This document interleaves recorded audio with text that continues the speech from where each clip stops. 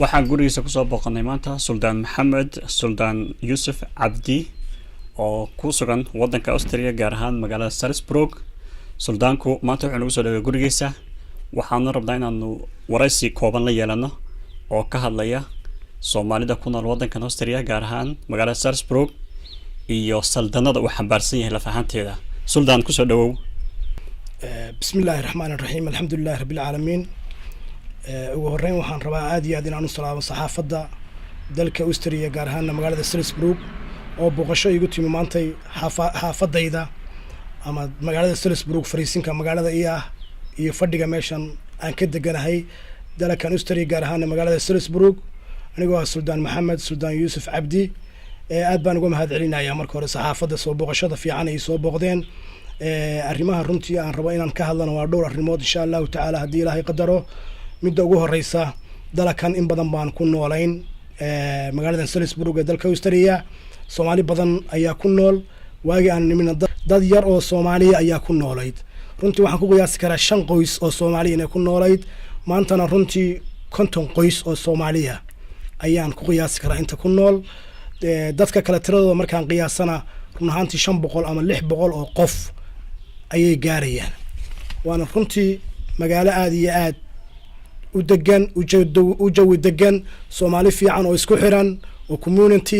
oo Soomaalinimada jecel oo aad isu jecel ayaa aad iyo aad ugu nool waana dal runtii aad iyo aad u wanaagsan dalkan Austria markii aan runtii ka sheekeeyo sida Yurubta kale runtii aan deganahay safar badan aan ku maray marka aad iyo aad baan ugu mahadcelinayaa booqashada wanaagsan ee timi saxaafaddu mar labaad iyo mar saddexaadba inta markii aan ka gudbo wixii kale su'aalaha qabaana iyagu bay su'aali doonaa maadaama tiri Suldaan waxaan soo maray wadamo badan oo Yurub ka tirsan magaalada Salzburg ama Austria maxay kaga duwan tahay Yurubta kale oo aad ku aragteed u bogtay runtii dalal badan oo Yurub ayaan soo maray dalal badan oo Yurub kamidana waan deganahay oo family ahaan baan u deganahay runtii waxaan isdhihi karaa magaaladan waxay kaga gadisan tahay Yurubta kale waa magaalo runtii dalxiis qaaradda Yurub oo dhan buuro ayay leedahay carabaha oo dhan ayaa looga yimaadaa sida Sacuudiga Imaaraadka indhayarta Chinese-ka iyo Taiwan-ka iyo Vietnam-tu iyaguna dhammaan way yimaadaan marka waxay kaga gadisan tahay runtii magaalada Salzburg waa magaalo dalxiis weeye taasay kaga gadisan tahay waa magaalo jawigeedu aad iyo aad u degan yahay waana magaalo xuduud la leh dalka Jarmal oo dadka Jarmal dadka Austriyaanka yihiin laba dal oo darisa oo runtii aad iyo aad isu dhexgalay marka taasuna way keenaysaa runtii waxay kale kaga gadisan tahay Yurubta kale caafimaadka xagga caafimaadka runtii waxay leedahay free halkan waxa la sheegay in Soomaali qiyaastooda sida lagu qiyaasay ilaa 500 oo qoys ilaa 500 oo qof ay ku nool yihiin Soomaalida iyada xiriirkeedu waa sidee oo xiriir ka dhaxeeya Soomaaliya maadaama tahay suldaanka Soomaaliyeed magaalada jooga isku xirka bulshada waa sidee ما شاء الله isku xilka bulshada magaaladan Soomaali badan baa ku nool sidaan hore u sheegay runtii waa dad aad iyo aad u wanaagsan waxay leeyihiin community waxay leeyihiin masaajid ay runtii ku tukadaan Maxamed Farax iyo Abubakar oo cameraman ka ah booqashadana soo booqateen aad iyo aad baan ka mahadcelinaynaa dabcan masjidku wuxuu qabtaa wuxuu masjid qaban jiray waxaan kaga duwanahay Yurubta kale waxaan kaga duwanahay diinta labaad waa islaamka wadankan xagga dawladda waxaa kaloo jiro gobolkan Salzburg tusaale ahaan waa goboleysi wadanka ninka xukuumadda kale wuxuu sameeyaa Ramadaanka oo kale wuxuu isku yeeraa masaajidda islaamka oo dhan ay isku yeeraa marka asaga afur u sameeyo marka dadku soo afuriya asaga yimaado islaamka asaga yimaado asaga ku xigeenkiisa labada way yimaadaan marka waxyaalahaas inta badan sameeyaan ragii aad iyo aad u abaabulay ayaan runtii marka hore kamid ahaa oo dalkan joogay aad iyo aad baan haddana ugu mahadcelinayaa jaaliyad cusub baa haddana qabsatay doomiyahayga Xasan ayaa anigu afayeenkiya iyo qasnajigii nin qoraaya iyo gudoomiye ku xigeen 5 xubnood bay markaa loo doortay marka waxaa soo qarasho markaa seed yaad ka bixiya waxaa soo qarasho anaga cid kale oo nacaawisa Ilaahay subhanahu wa ta'ala mooyaane ma jirto dadka Soomaalida ee wax wada leh ee run ahaantii is aaminay ee doonayay inay baahidooda qof kale inaanay ardaygooda ama inay ku ilmahoodu aanu quraanka ku dhigan ayaa bixisa horta baahi ay Soomaalida Salzburg oo aad ay u qabeen baahadaas oo ay tahay sida caruurta yar yar oo malcaamadii ama dugsi iyo macnaha dadka Soomaalida community meel ay iskugu imaadaan maadaama dadka ay soo bateen ay u baahan yihiin meel ay ku cibaadaystaan sida meeshan goob badan jira carabta masaajid bay leeyihiin Turkiyada Bosniga maanta masaajid weyn oo fiican ayaan haysanaa mustaqbalkan waxaan rajaynayaa masaajid anaga aan leenahay hadduu Ilaahay karaal naqdo hadda laakiin masaajidkan aan haysano runtii baahi weyn buu naga daboolay aad iyo aad masaajid weyn baa la furay marka wadada aad iyo aad u wanaagsan baan runtii dhigi karaa sida gobolada kale wadadan qadarin gobolka ma ka soo jeeda ama tuulada ma ka soo jeeda laakiin xiiseeya Soomaalinimaduna ay ku weyn tahay waxaa lagu tilmaamaa inay yihiin bulshooyin isdhexgalka ku xun xaggaas runtii erayga sheegayso waa jira meel walba aan joogno Soomaaliya ma aha kaliya Austria Salzburg wadamada kale oo Yurub kamid ah xataa Soomaalida waa lagu dhaleelaa isdhexgalka integration inay sameeyaan runtii anaga wax badan oo Soomaaliya ayaa noo diidayo inkastoo dad badan oo dhalinyaro ay jiraan integration sameey laakiin dadka badana waxa ay ku leeyihiin marka tiraado integration sameey isdhexgalka sameey waxay ku leeyihiin dadkan isma fahmeyno kala dhaqan baan nahay kala diin baan nahay kala marka run ahaantii way fiican tahay dadka alla nooshahay inaad fahamto aad luqadii barato aad dhaqankooda barato aad sida ay u dhaqmayaan aad barato inkastoo maaragtay waxyaabo badan ay jiraan dad badan waxay ku leeyihiin haddaan barano dhaqankan meel xun bay nagala dhacaysaa marka dhaqanka in la barto way fiican tahay oo la dhex galo luqadii la barto oo aad dulqaad samayso runtii Soomaalida markay wadankan yimideen nin walba markuu yimaado tiraa waxa sameey wuxuu ku leeyahay maxaa iga galay anigu maaragtay caadi waaye ma aha dhaqanka wadankan waa ina barata sharciga waa ina ilaalisaa ina nidaamkii wadanka looga dhaqmaa ku dhaqantaa adigu laguma fuquuqin madow baa taa laguma dhihin meesha naga joog laguma dhihin meel baa lagu dajiyay waxa lagu yiri dadka si u nool yihiin noolaw dadka waxay cunaan cun dadka waxay sameeyaan samee guriga degaan deg marka anaga waxaan looga baahan yahay in arintaas aan ka ambaqaadno aan sameeyno magacaygu waa Yuusuf Ciise Maxamed oo ku magac dheer Yuusuf Deeq wadankan waxaan ku noolahay qiyaastii 13 sano ku dhawaad wadankan marka imaanayay caqabado badan way iska jireen oo qofku markuu wadankan imaado wuxuu la kulmayaa bulsho aadan hore u arkin marka qofku way ku adkaanaysaa markuu horeyso sidoo ula qabsado wadankan marka alxamdulillah aniga waa isku dayay inaan la qabsado waan la qabsaday waxyaabaha aan sameeyo waxa kamid ah luqadii wadanka inaad qofka barto sababtoo ah dadka isma fahmaysiin waxyaabaha dhibaatada ugu badan waxa qofka inuu luqada wadanka baratid dhaqanka inaad baratid dulqaad samaysid wadanka marka imaanayo wadan wuxuu ahay wali xirxirnaashii oo ku dambeeyo marka alxamdulillah hadda wadankii waxa ku soo bantay dad badan oo wadamo kale ka yimaaday marka inta badan bulshada wadanka ku nool Austria qaasatan Salzburg dadkii way isfurfureen marka hadda caqabadii markaas jiray hadda waa ka yaryihiin marka anaga runtii waxa nagu weyn calanka bluega ee Soomaaliyeed oo halkaas suran taas ayaan u joognaa dalakan isinka Soomaaliyeed ee dalakan Austria jooga ayaan ahay marka runtii waxyaalo badan xataa dawladda Austria iga weydiiso Soomaalida ayaa jidda ha kamid ah waxyaalaha ka weydiisay carabka ku dhufatay runtii waxa kamid ah inay runtii dadka Soomaalida say isugu xiran yihiin runtii waan u sheegay dad refugees weeye waa dad Soomaaliya waa dad Muslim waa dad boqolkiiba Muslima dhaqankooda iyo waxaas waxyaalo badan iga weydiisay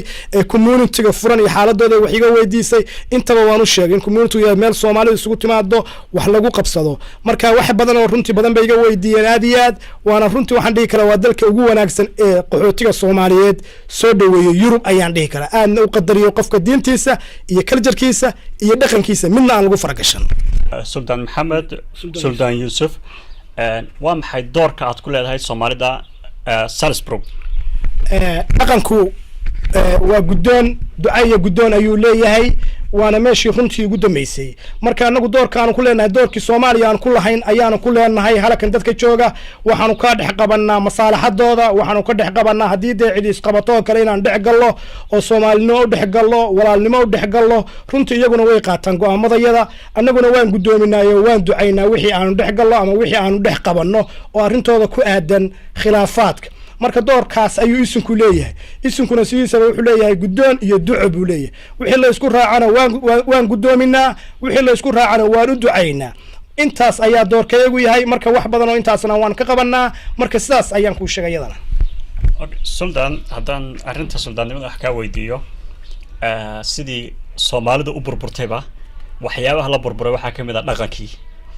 dhaqankii waxaa lagu tilmaamaa dadka Soomaaliyeed dad badan ka suldaamada inay soo baxaan dad aan suldaan ahayn oo suldaan ehel ahayn adigu markaa ma suldaamada dabaad tahay mise waxaa tahay suldaamadii hore oo suldaanad sii jirtaa tahay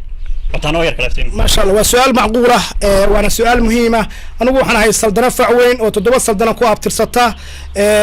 سوماليا كسر شغل سجى جدا وإحنا هاي سمدي دولدي كمال جار كهذا عبد القاسم صلاح حسن هركعي رئيس الوزراء وكها بروفيسور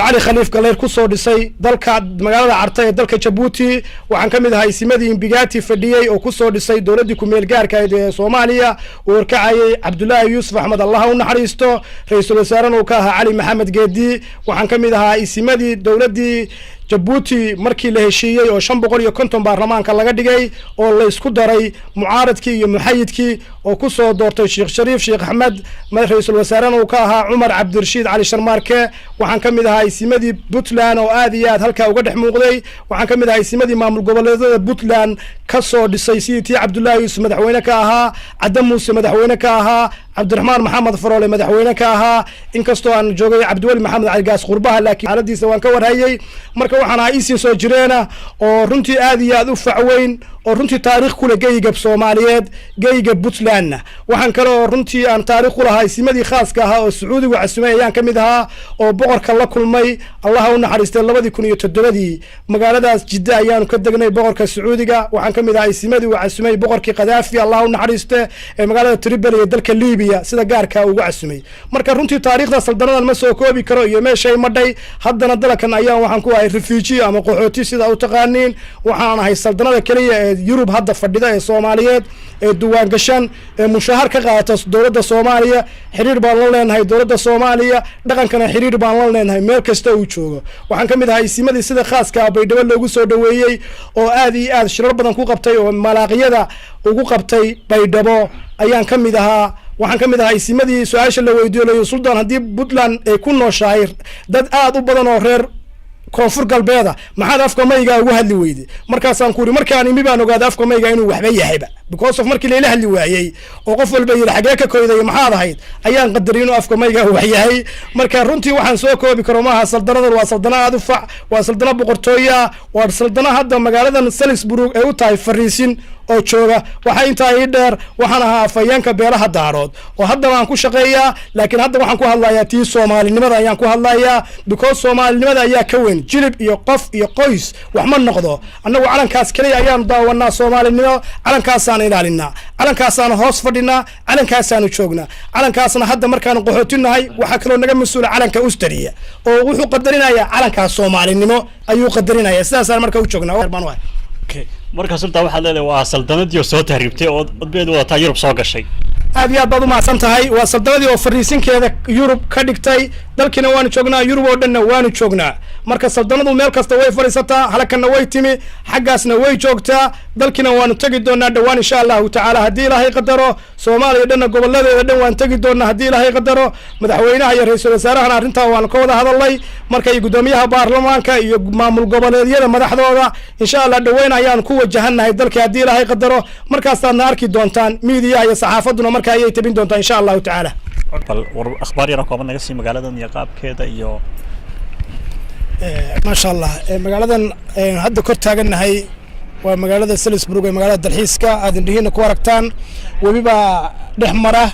لما حافظت بكلهان شرتي وبيجا كبعد البندوين بالوسو بيسيدتكو يسوق جذبه رنتي ومقالة هذه هذا قيمة بدن بانا كشيكي تاريخ المقالة قديم قصير وطهي وانا رنتي مقالة هذه وناكسن ما انت هنا ندش ولا انت يعني ما هذا كور بحيانا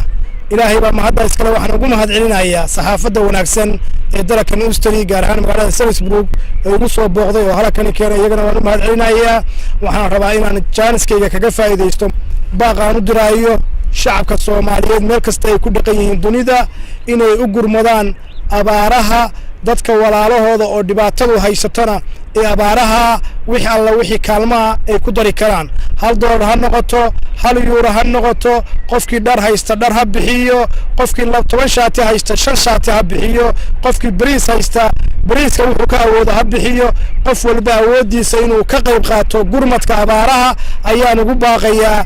ummadda soomaaliyeed meel kasta ay ku nooshahay gaar ahaan ummadda Australia waxaan ugu baaqayaa inay runtii dadaalkooda hore way muujiyeen qaybta labaadna ay ka qayb qaataan intaa waxaa ii dheer in aan runtii dowladda cusub ee ra'iisul wasaare Khayre oo lagu ansixiyey magaalada Muqdisho ee xarunta gobolka Banaadir ahna caasimadda dalka Soomaaliya in aan u mahad celiyo baarlamaankii ansixiyey oo 200 iyo xoogaaga gaarayay oo si aqlabiyada u ansixiyey waxaan leeyahay hambaliyo shacabka fikirkoodii ayaad qaadeen oo meel mariseen waxaan ugu baaqayaa golaha wasiirada inay hawshooda si wanaagsan u qabtaan cadaaladda ka shaqeeyaan dalka dib u dhiskiisa iyo kaabihiisa dhaqaalahana ay dib u soo celiyaan aan kaga faa'iideysto munaasabadan qaaliga ah tahriibta oo runtii ah masuubo qaran waxaan ugu baaqayaa shacabka Soomaaliyeed inay tahriibta iska daayaan meesha loo soo socdo waa wada dheer waxna kama soo horeeyaan qof walbana inuu gurigiisii iyo dalkiisii iyo dadkiisii iimaansado ayaan ugu baaqayaa qof walbana wuxuu wax ku yahay dalkiisa wuxuu ku yahay gurigiisa waxa laga yaqaan gurigiisa laakiin yuru markii aad timaado haddii ilaahay sharciga kuu saalo oo sharciga ku siiyo sida uga noqoto way adag tahay 5 sano in ayadii la qabsato weeye luqadeedii sidaad wax u baran lahayd sidaad wax u qabsan lahayd 5 sano ka bacdin haddii aad caruur keento iyo reer keento iyaguna haddii kama dhaqaaq ka dhow xaantaadii iyo dadkaagii baa yaala marka si aad ugu guriga noqoto dalkaagii aad iyo aad bay u adkaanaysaa iyadana waxaan leeyahay dadka soo tahriibaya runtii Yurub iyo waxba ma yaalin annaga joogno wax badan runtii ka aragnay wax badan la soo darisnay annaga qaaradda Yurub oo dhan caruuri noo joogaan annagana dareemayna dhibaatada aan ku joogno iyo waxa aan ku joogno aad iyo aad baan runtii mar labaad iyo mar saddexaad ugu mahad celinayaa saxaafadda sida wanaagsan ee booqasho igu soo suubisay iyo sida wanaagsan ee maanta ii dul keentay magaaladii Salisbury oo dusheeda aan saarahay magaaladii oo dhan noo buuqato sida webiga tareemadii baabuurtii dadka dalxiiska ahaa meelihii lagu cayaarayo shwiil baraadska meel walba aad iyo aad baan ugu mahad celinayaa saxaafadda halkaasna ka sii wado ayaan leeyahay hawsheeda aad iyo aad baad u mahadsantahay Suldaan fursadda qaaliga aadna siisay iyo si aad noogu soo dhaweysay waana ku mahad celinaynaa Suldaan